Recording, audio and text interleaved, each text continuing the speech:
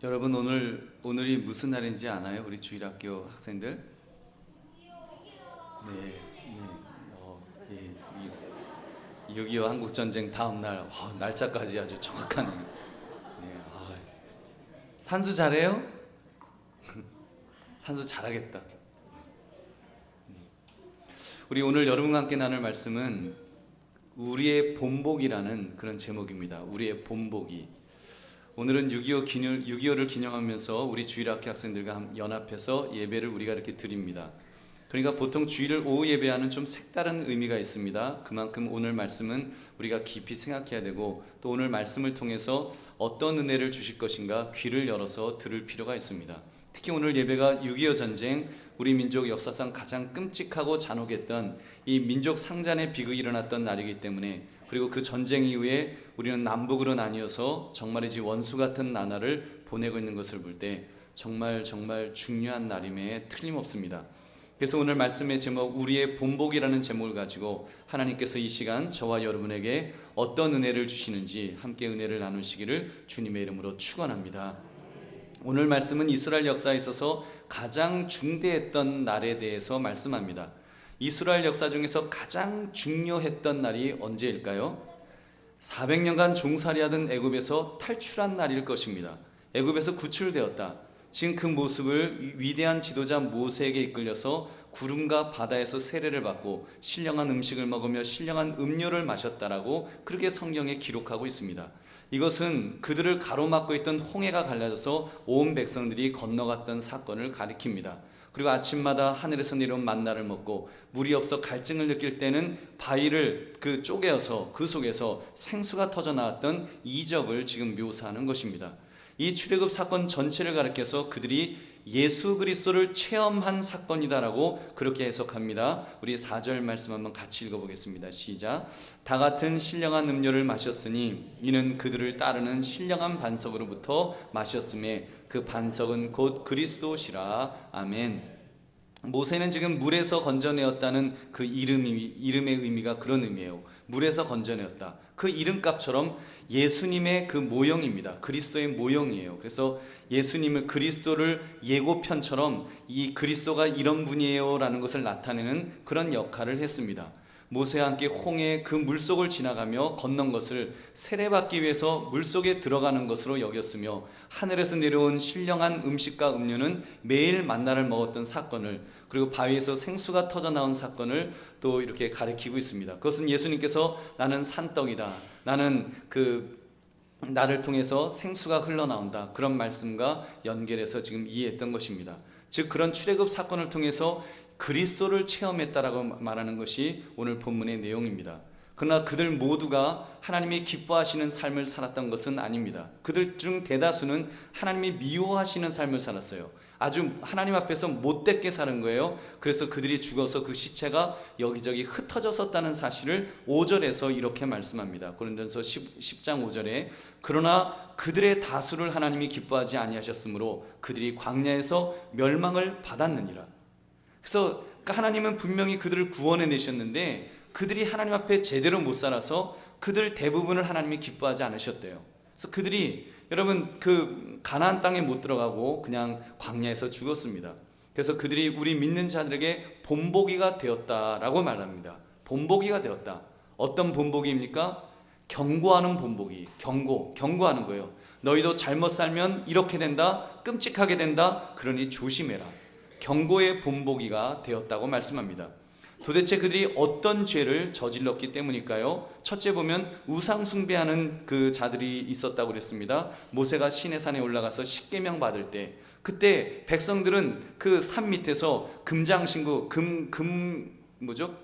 금가락지 빼갖고 금목걸이 빼갖고 이제 금송아지 만들었어요. 그래놓고 이 금송아지가 우리를 애굽에서 구원해내신 하나님이다 그러면서 우상을 하나님으로 그렇게 섬겼습니다. 둘째, 음행했던 자들이 있었다 그랬습니다. 8절에 보면 그들 중에 어떤 사람들이 음행하다가 하루에 23,000명이 죽었나니 우리는 그들과 같이 음행하지 말자.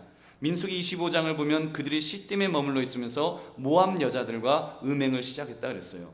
사실 룻도 이제 그런 여자인데 하여튼 그런 음행이 있었어요. 그런 모압 여자들과 이제 하나님의 백성들이 막 이제 놀아났어요. 비느하스가 창을 들어서 음행하는 남녀를 응징한 후에야 하나님의 진노가 멈췄다고 했습니다. 결국 그 일로 하루에 2만 3천 명이 전염병으로 죽는 비극이 발생했습니다. 셋째, 그들 중에 하나님을 시험하려는 자들도 있었습니다. 하나님이 얼마나 오래 참으시는지, 우리가 아무리 죄를 지어도 하나님이 얼마나 참으시는지 그 인내심을 시험하려고 했던 그런 사람들이 있었어요. 얼마나 강박합니까? 결국 불뱀에 물려서 엄청난 숫자의 사람들이 죽었습니다.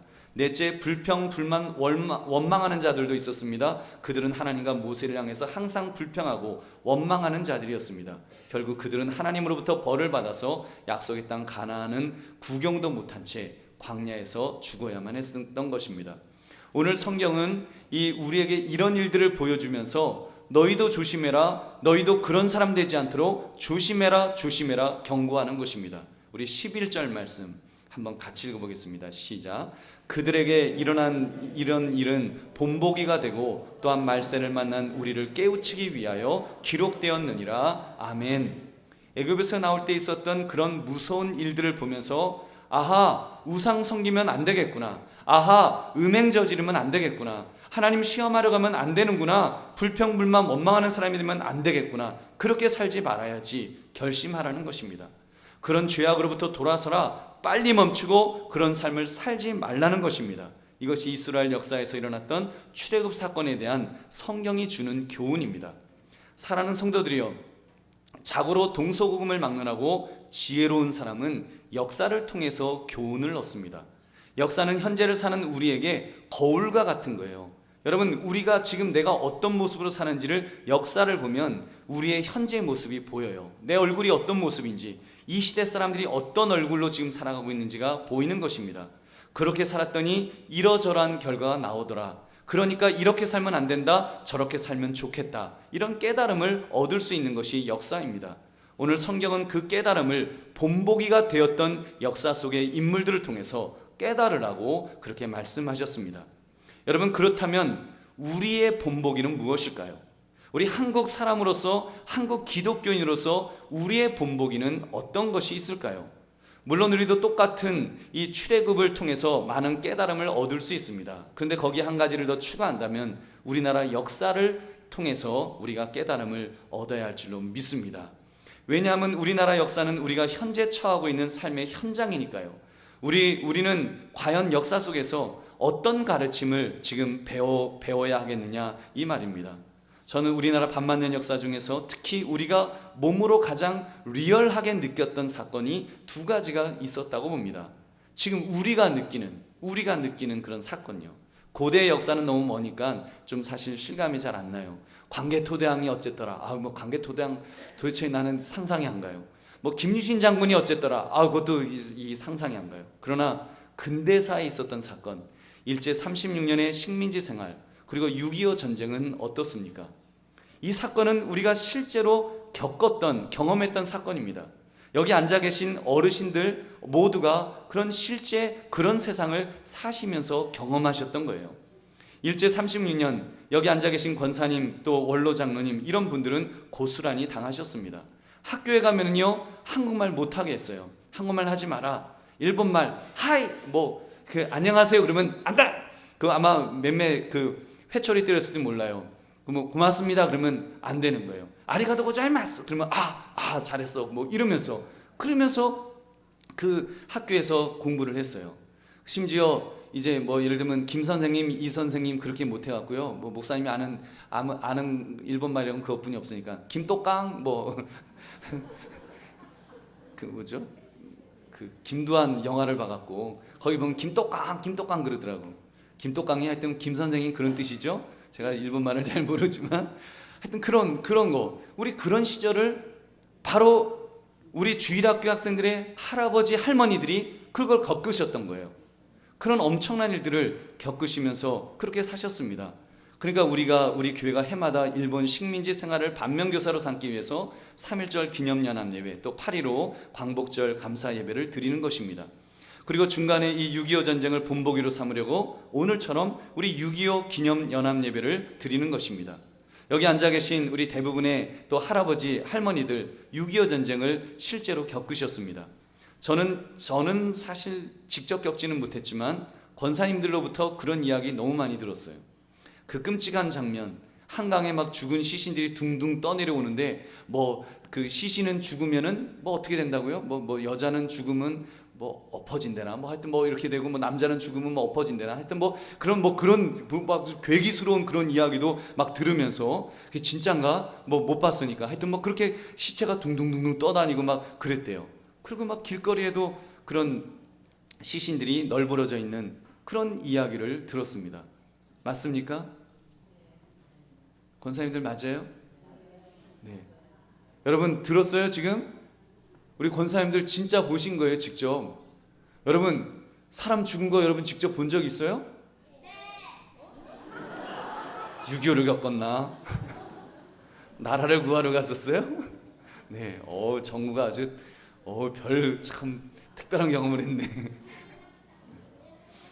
영화에서 본 거 말고 진짜로. 네, 그 장례식장에서 돌아가시는 거 말고 길거리에 이렇게 죽어 있는 거, 살해당한 거, 살해당하는 거 그런 거 봤어요? 여러분 이게요 연세가 많으셔서 또 병으로 돌아가시는 거하고 살해당하는 거하고는 달라요. 끔찍한 거예요. 살해당하는 건 막 그런 끔찍한 일들을 이렇게 실제로 이렇게 보셨어요. 그래서 그 조금의 영상에서 보시겠지만 그때 학생들이 친구야 공산당이 우리 부모님을 죽였어. 우리 형제를 죽였어. 우리 가만히 있으면 안 돼. 우리 나가서 싸우자. 그래서 실제로 그 학도병들 고등학생들이 우리 저기 뒤에 중간에 중고등부 있지만 중고등부 학생들이 우리 나가자. 그리고는 총 들고 나가서 싸웠어요. 학도병이라 그래요. 학도병. 그래서 지금은 미성년자라고 중고등부는 미성년자라고 그렇게 말하지만 나라가 위기 상황에 처했을 때는 우리 중고등부 학생들 여러분 학도병으로 나라를 구하기 위해서 나갔어요. 아시겠어요? 나라를 구하기 위해서 우리 중고등부 학생들이 총을 들고 나갔다는 거예요. 그렇게 해서 지킨 나라가 우리 대한민국인 줄로 믿습니다.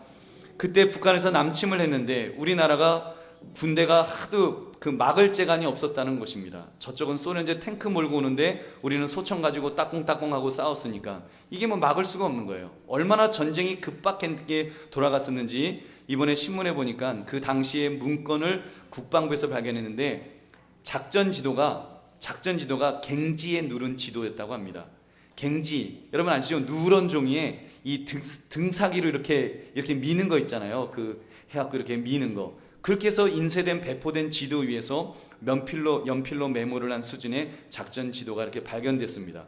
여러분 아무리 옛날이지만 제대로 인쇄된 그런 작전 지도조차 준비할 여유가 없었다는 거예요.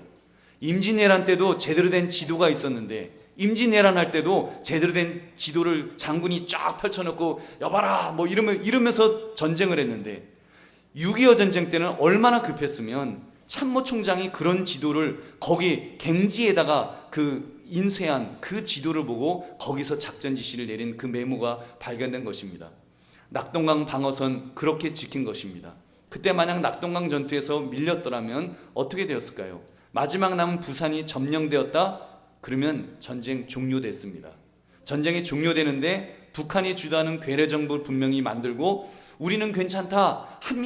우리 한민족으로 통일되어서 너무 행복하다. 우리끼리 싸운 것이니까 다른 나라들은 간섭하지 마라. 분명히 그랬을 거예요. 그러면 유엔군 개입을 못합니다. 왜요? 우리는 같은 민족이기 때문에 형제끼리 다퉜다고 남의 나라가 콩나라 판나라 할 수 없다는 거예요. 그래서 그러면 전쟁 끝났을 겁니다. 그랬다면 우린 지금 김정은 지도자 동지와 함께 고난의 행군도 같이 했을 것이고 아마 무수단 미사일 발사에 축하하며 오늘은 무수단 발사 그 성공 축하 예배를 드리겠습니다 하면서 우리가 지금 그런 예배 드리고 있을지도 몰라요. 그리고 저는 그 예배 드리기 전에 항상 김정은 지도자 동지 딱 그리고 이제 뭐 이렇게 예배를 이제 인도해야 됐을지도 몰라요. 얼마나 그 말도 안 되는 일이 그 벌어졌겠어요. 그 전에 아마 다 우리 순교했을 거예요. 아마 우리 친구들은 태어나지도 못했을 거예요. 왜냐하면 다 순교했을 테니까. 여러분 근데 하나님의 은혜로 공산당의 맛으로부터 하나님께서 우리를 구원해 주신 줄로 믿습니다. 여러분 6.25 전쟁 때 하나님께서 어떻게 우리나라를 구원해 주셨는지 너무 많은 이야기들이 있습니다. 특히 유엔 안전보장이사에서 상임 이사국이었던 소련 대사가 불참했던 사건, 지금도 미스터리처럼 남겨져 있습니다. 소련이 무기를 제공하면서 시작된 전쟁이었습니다. 당연히 소련이 거부권 행사했으면 유엔군 파송이 불가능했는데 그것을 안 막았어요. 아예 그 회의에 소련 대사가 불참을 했습니다. 여러 가지 추측이 있습니다만 여러분, 분명히 하나님이 하신 줄은 믿습니다. 물론 여러 가지 정치적인 이유가 있겠지만 그 정치적인 이유조차도 사실은 역사 속에 개입하시는 하나님께서 우리 대한민국을 구원하시기 위해서 이 소련 대사를 살짝 빼놓으신 줄 믿으시기 바랍니다. 여러분, 그런 역사 속에서 여러분, 우리가 지금 이렇게 살아갈 수 있는 거예요. 그렇다면 우리도 이 6.25 역사를 우리의 본보기로 삼아야 합니다. 6.25를 통해서 우리 자신의 모습을 돌아봐야 됩니다. 하나님 앞에서 돌아봅시다. 다른 것은 몰라도 오늘 성경이 지적했던 죄악이 혹시 우리 속에 있지 않는지, 우리가 하나님 앞에서 우리가 정말 벌받을 일만 한다면 여러분, 우리에게 또 그런 일이 벌어지지 않으리라고 어떻게 장담합니까? 우리 그렇게 되지 않도록 우리는 하나님이 특별히 사랑하시는 민족인데 거기다가 좀 더 정말 사랑받을 수 있는 그런 행동을 하려면 우리 자신을 돌아봐야 될 줄로 믿습니다. 여러분, 우상 숭배의 문제 우리 속에 없는가요? 오늘의 운세 여러분 보시는 분 계십니까? 신문 보시면 요즘도 오늘의 운세 있나요? 오늘의 운세를 보든지, 요즘 운빨 로맨스라고 해서 이제 또 막 운빨 로맨스 해갖고 드라마가 막 나오고 있는데, 이게 뭐 완전 점쟁이 무당을 갖다가 무슨 아주 영험한 능력이 있는 것처럼 그렇게 이렇게 쫙 끌고 가는 거예요. 여러분, 그거 아주 제가 보기에는 좀 그 짜증도 나고, 왜 자꾸 여러분 지금 이런 드라마라든지 그런 것들이 계속 그런 이야기들이 계속 나와요. 영적인 이야기가 나오는데 영적이긴 영적인데 그런 하나님과 대적하는 그런 영적인 이야기들이 계속 나오고 있어요.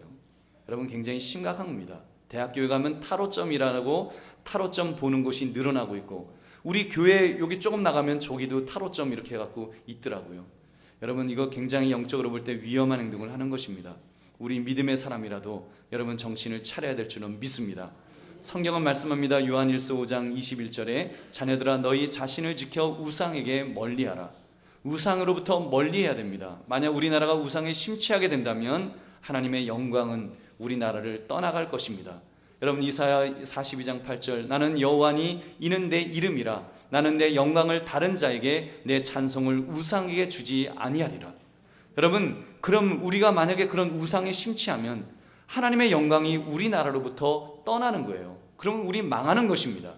여러분, 대한민국의 기적, 전쟁을 겪은 나라가, 그것도 미국이 개입해서 이렇게 경제 대국이 된 나라가 여러분 세계 역사에 없습니다. 뭐 일본이 있다고 하지만 일본은 사실 6.25 전쟁으로 톡톡히 재미를 본 나라예요. 우리나라 때문에 그 전후에 그들이 군수물자 만들어갖고 그냥 확 일어났습니다. 우리는 망했지만 거기는 그것 때문에 흥한 거예요. 여러분, 그러나 대한민국은 이렇게 일어설 수 있는 그런 나라가 아니에요. 물론 뭐 새마을운동도 우리가 뭐 열심히 애를 썼지만 여러분, 하나님의 은혜가 아니면 해석이 안 되는 것입니다. 정말 하나님의 은혜가 아니면 해석이 안 되는 일들이 우리 민족에 너무나 많아요. 여러분, 우리 IMF 1988년도 겪었을 때도 다른 건 몰라도 교회는요 오히려 그때 부흥한 거 여러분 아시죠? 그때 교인들은요 더 많이 교회로 왔어요. 그리고 기도했어요. 아주 그냥 아글아글 쓰면서 기도했습니다. 하나님께서 얼마나 정말 극적으로 IMF로부터 이렇게 벗어날 수 있도록 그렇게 해주지 않으셨습니까? 여러분, 그런 것 볼 때 우리가 깨어 있으면 하나님께서 우리나라를 붙들어 줄 줄은 믿습니다. 여러분, 그런 면에서 우리가 정말 그런 우상이라든지 이런 것으로부터 빠지지 않도록 우리가 경계해야 됩니다. 우상에 빠지게 되면 소망이 없습니다. 그러나 우리가 깨어나 우상을 제거하고 하나님만 바라보며 하나님만 의지하면 하나님께서 은혜 베풀어 주실 줄 믿으시기 바랍니다. 음행의 문제는 여러분 어떻습니까? 음행의 문제, 순결에 대한 의식이 점점 사라지고 있습니다. 순결한 것이 무슨 부끄러운 것이냐 그렇게 생각하는 세대가 되었어요. 청년들이 있지만 순결이 이제는 부끄러운 일이에요. 순결하지 않은 것이, 경험 많은 것이 무슨 자랑거리 같이 된 세대를 살고 있어요. 이게 얼마나 심각합니까? 동성애 문제는 이제 그 자랑거리인 양 퀴어 축제를 벌이고 있고, 정치인들은 성소수자의 인권을 지켜줘야 한다면서 동성애 전도자가 되어서 그렇게 막 그 앞에 나서고 있습니다. 아시아에서 제일 먼저 동성애를 인정해주는 도시를 만들겠습니다. 그렇게 말하는 그런 지도자도 있습니다. 여러분, 이것이 지도자들이 할 말인가요? 막말로 자기 아들부터 게이를 만들려고 하면 그렇게 좋겠다, 내 아들부터 게이 만들겠습니다, 그러겠냐는 거예요. 안 할 거 아니에요. 그러면서 이 나라를 갖다가 그렇게 만들려고 끌고 가려고 하는 그런 사악한 그런 어떤 정치인들이 정말 이 땅에 그들이 힘을 못 쓰도록 우리가 깨어 기도해야 될 줄은 믿습니다. 여러분, 우리가 깨어 있으면 정치인들은 사상이 없어요. 용서하시고 들으십시오. 정치인들은요, 백성들의 마음에 따라가는 거예요. 여론을 따라가는 거예요. 제가 직접 들은 이야기입니다. 여러분, 국회의원들이 그런 말을 해요. 자기들은 생각이 국민들의 여론을 따라간다는 거예요. 국민들이 어느 쪽을 선호하는지 그거를 갖다가 기가 막힌 촉을 가지고 딱 보고 있다가 국민들이 이쪽으로 가면 이쪽으로 쫙 가는 거예요. 왜요? 그래야지 표를 얻으니까. 여러분, 우리가 깨어 있으면 이 나라가 그렇게 더럽혀지는 것을 막게 될 줄 믿으시기 바랍니다. 여러분, 그 로마서 1장 27절은 말씀해요. 그와 같이 남자들도 순리대로 여자 쓰기를 버리고 서로 향하여 음욕이 불릴 듯하며 남자가 남자와 더불어 부끄러운 일을 행하여 그들의 그릇 때문에 상당한 보응을 그들 자신이 받았느니라. 성경은 지금 동성애를 금하고 있습니다. 물론 우리가 동성애자들은 사랑으로 품어줘야 됩니다. 그들도 주님의 품 안에 들어와서 구원받아야 될 소중한 영혼임에 틀림없습니다. 여러분, 그래서 그분들을 정말 그분들이 예수 믿을 수 있도록 우리가 그분들을 사랑으로 품어줄 필요가 있어요. 막 그냥 무슨 더러운 무슨 전염병자 보듯이 그렇게 보면 안 돼요. 그분들도 불쌍하게 보시고 그분들을 사랑으로 품어주려고 애를 쓰면 사실 성소수자 인권 문제 이런 이야기가 안 나올 거예요. 근데 우리도 그런 면에서는 좀 잘못한 면이 있어요. 그러나 여러분, 동성애 자체는 죄입니다. 여러분, 성소수자의 인권을 지키려고 하다가 동성애가 죄가 아니라고 말한다면, 성령이 죄라고 하는 것을 그거를 왜곡시킨다면 그건 하나님 앞에서 바르게 서 있는 것이 아닙니다. 여러분, 우리는 목에 칼이 들어온다고 할지라도 성경이 말씀하는 것은 여러분 바르게 우리가 순종하고 붙들고 살아야 될 줄은 믿습니다. 여러분, 그 밖에 이 땅의 음행 문제, 에베소 5장 3절은 말씀해요. 음행과 온갖 더러운 것과 탐욕은 너희 중에서 그 이름조차도 부르지 말라. 이는 성도에게 마땅한 바니라. 여러분, 근데 음행이 지금 판을 치잖아요. 성도는 물론이고 심지어 목회자들까지 부끄러운 일을 하는 사람들이 있습니다. 여러분, 그런 것을 경계하고 막을 수 있도록 우리가 깨어 기도하시는 저와 여러분 되시기를 주님의 이름으로 축원합니다. 세 번째로, 하나님을 시험하는 것. 목사님, 내가 언제 하나님 시험해요? 근데 시험하고 있어요. 가만 생각해 보십시오. 어쩌면 나도 하나님을 시험하고 있을 거예요. 나쁜 것을 몰래 보는 것, 몸에 해로운 줄 알면서 욕심 부리며 먹는 것, 또 사랑은 움직이는 거야 라면서 방탕하게 이 사람 저 사람 그렇게 막 문란한 것, 성적으로 문란한 것, 작은 죄니까 라고 하면서 버젓이 잘못을 저지르는 것, 하나님께 대한 헌신을 게을리하는 것, 이런 모든 것들이 하나님을 시험하는 것입니다.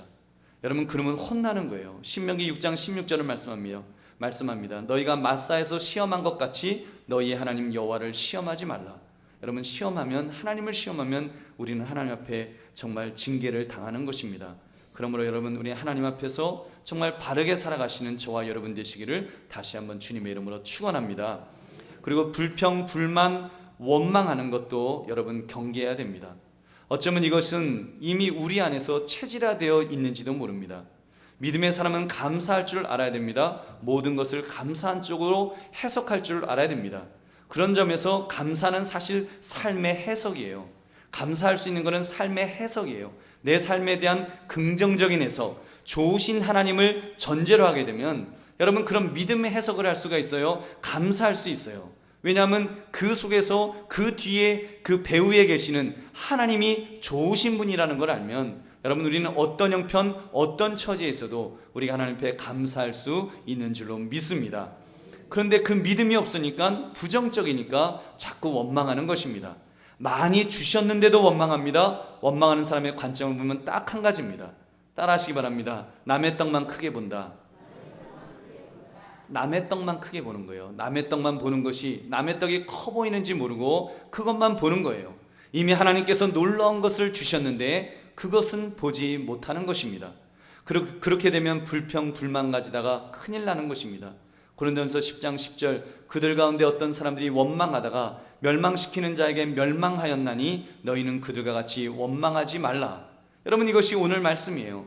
그들 가운데 어떤 사람들이 원망하다가 멸망시키는 자에게 멸망하였나니, 멸망시키는 자가 누구예요? 여러분, 하나님 아니십니까? 우리가 하나님 앞에 원망하면 우리가 하나님 앞에 징계를 받는 거예요. 또 빌립보서 2장 14절, 모든 일을 원망과 시비가 없이 하라. 그러므로 여러분, 우리는 불평 불만이 아닌 긍정적으로 감사가 넘치는 삶을 사시기를 주님의 이름으로 축원합니다. 말씀을 맺습니다. 북한에서 지금 김정은이가 이번에 무수단 그 미사일 발사에 성공을 했습니다. 이제는 그 괌 기지, 미국의 괌 그 기지에까지 핵미사일로 공격이 가능하다고 합니다. 지금 미국이 놀래갖고 막 격한 그런 발언을 쏟아내고 있습니다.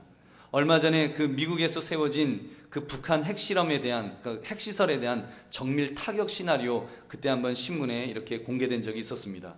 그 아주 뭐 나름대로 시나리오를 가지고 쫙 하는데 굉장히 그 정말 그게 만약에 실행에 옮겨졌다고 하면은 우리 한반도에 뭐 6.25 전쟁까지는 아니래도 적어도 꽤 국지전이, 꽤 큰 전쟁이 벌어질지도 모릅니다. 심각한 상황입니다.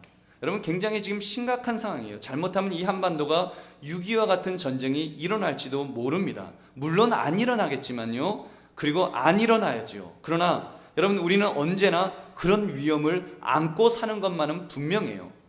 여러분, 우리가 지금 몰라서 그러는 거지, 뭐 전에도 보니까 나중에 드러나는 거예요. 여러분, 카터 대통령 때에도 그때 몇 차례 우리가 몰랐을 뿐 거의 뭐 B-29 다 뜨고 아주 전쟁 명령만 떨어지면 바로 가서 공격할 수 있는 그런 아주 마지막 일촉즉발까지 그렇게 가는 때가 여러 번 있었다는 거예요.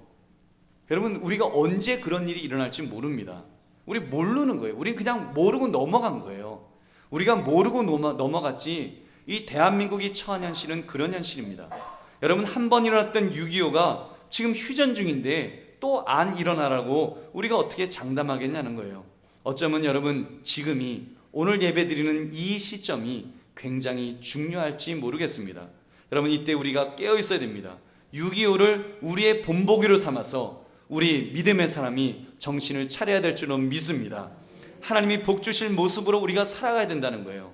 하나님이 복 주실 수 있는 그런 모습으로 우리가 하나님을 붙들고 하나님을 의지하면서 이 난국을 잘 헤쳐나가야 되는 것입니다. 우리에게 그 책임이 있어요. 믿음의 사람에게 그 책임이 있어요. 나라와 민족을 가슴에 품고 기도할 책임이 있고요. 하나님 보시기에 대한민국이 바른 나라, 의인이 10명 있는 나라가 될 수 있도록 우리 스스로가 깨어 있어야 됩니다. 여러분, 소돔과 고모라가 의인 10명이 없어서 멸망했잖아요. 여러분, 우리가 깨어 있으면, 우리 한강교회 성도들이 깨어 있고 한국교회 성도가 깨어 있으면 대한민국 멸망하지 않을 줄 믿으시기 바랍니다. 여러분, 그래서 우리가 깨어 있자는 거예요. 우리가 깨어서 정말 이 시대를 분별하고 이 역사 속에서 우리가 어느 방향으로 대한민국이 가야 될지 위하여 기도하면서 그렇게 나가면 하나님께서 틀림없이 우리 교회를 붙들어 주실 줄, 우리 나라를 붙들어 주실 줄은 믿습니다. 여러분, 저는 확신해요. 특별히 우리 선교에 있어서 우리가 전도하고 선교하는데 참으로 선교 1위국만 될 수 있다면 여러분, 대한민국을 하나님께서 최고의 나라로 만들어 주실 줄은 믿습니다. 그런 욕심은 조금 부려도 될 것 같아요. 여러분, 그래서 우리나라가 선교 1위국이 되는 그런 나라로 정말 그 정도 되려면 한국교회가 더 깨어 있어야 돼요. 한강교회가 더 깨어나야 되는 거예요. 그래서 여러분, 우리가 하나님 기뻐하실 그런 일들을 하나하나 감당하다 보면 하나님께서 복 주실 줄은 믿습니다. 이번에도 오늘 당회하면서 공군부대 이제 교회를 건축하는데 우리 이제 헌금이 부족해서, 그래서 우리 교회도 좀 도웁시다. 그래서 그럼 100만 원 해서 헌금을 보냅시다고 결의를 했어요. 여러분, 그런 일들이 여러분들에게 다 보고는 안 되지만 이렇게 우리 교회가 계속하여 그런 일들을 이렇게 해나가고 있습니다. 여러분, 선교사님들이 어렵다 그러면, 또 필요한 일이 있다 그러면 바로 결의하고 또 보내드리고 하는 일들을 우리 한강교회가 하고 있는 거예요. 그래서 작년에 우리가 했던 그 선교의 그런 일들을 그 액수를 따지니까 굉장히 그래도 꽤 많은 액수를 우리 한강교회가 그렇게 사역을 감당하는 것을 보았습니다. 여러분, 한국교회가 그 일을 계속해서 감당해야 되는 거예요. 그래서 선교 1위국이 되면 하나님은 분명히 우리 대한민국을 붙들어 주시고 놀라운 나라로 쓰실 줄로 믿습니다. 그러면 우리 아이들은 거기에 중요하게 쓰임 받을 거예요. 틀림없습니다. 여러분, 우리 자녀들 잘 되길 바라시잖아요. 우리 자녀가 잘 되려면 대한민국이 바로 서야 됩니다. 영적으로 바로 서야 돼요. 영적으로 바로 서 있고 우리 아이들 한 사람 한 사람이 영적으로 하나님 앞에 바로 서 있으면, 깨끗한 그릇으로 준비되어 있으면 하나님이 쓰실 것입니다. 귀하게 쓰실 것이고 위대하게 쓰실 것입니다. 그래서 여러분, 우리 대한민국이 쓰임받을 뿐만 아니라 우리 자녀들이 바로 그 핵심에서 쓰임받는 그런 은혜와 복을 받으시기를 주님의 이름으로 축원합니다. 우리 함께 기도하겠습니다.